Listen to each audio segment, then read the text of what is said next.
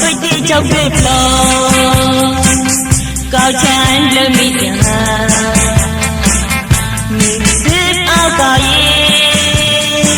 quay mà cha lốm ya đò chất đi mới to mi bên con đã có cao chán chợt lôi cho môi lại đi vì sự hàn cho chán la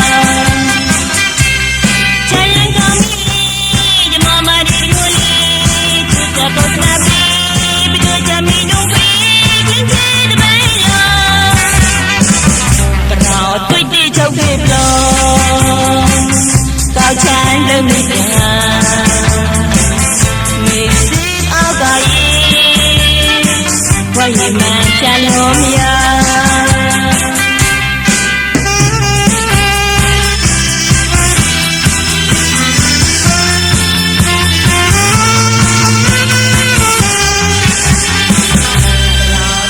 trong bếp lò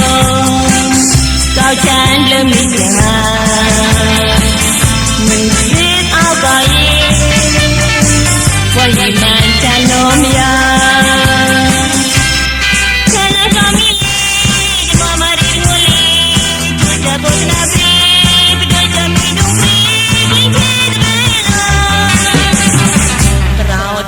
trong bếp lò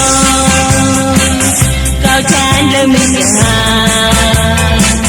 mình biết áo cài quay mà cha